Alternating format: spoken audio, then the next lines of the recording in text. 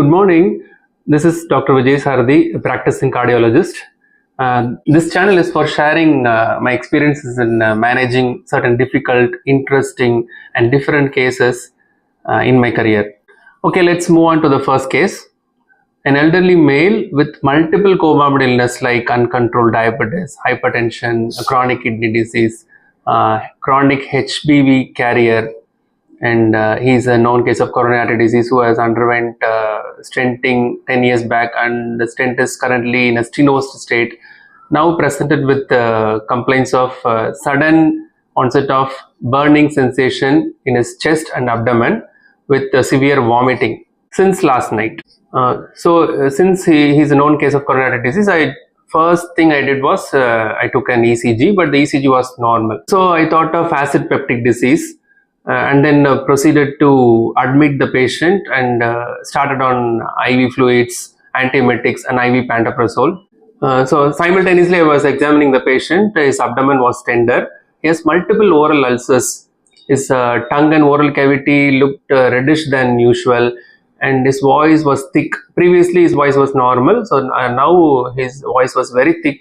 So I wondered how a simple acid peptic disease with reflux can cause such multiple oral ulcers, a reddish tongue and oral cavity, and a thick voice. So I probed the history further to his wife.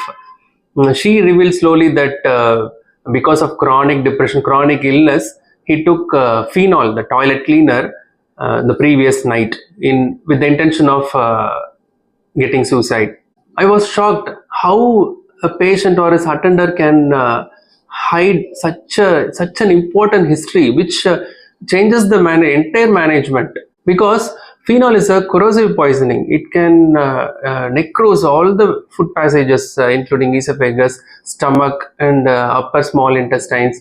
So it needs immediate Riles tube insertion under fluoro guidance, and may need endoscopy within 24 hours of the ingestion, so that we can assess the damage in the food passage and plan the further management.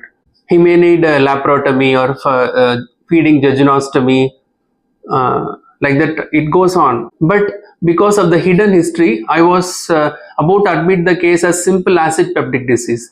If so, the patient would have got deteriorated further and further and developed multiple complications, for which I was wondering why such a simple acid peptic disease has developed so much complications, and the patient would have expired because of sepsis or perforation.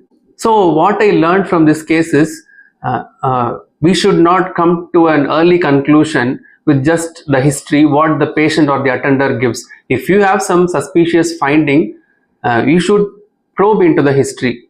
You should ask for all possible causes in the history itself. And a simple misdiagnosis, misled by the history, can cause loss of life of the patient. Okay, I'll meet you next with another interesting case soon. Until then, bye.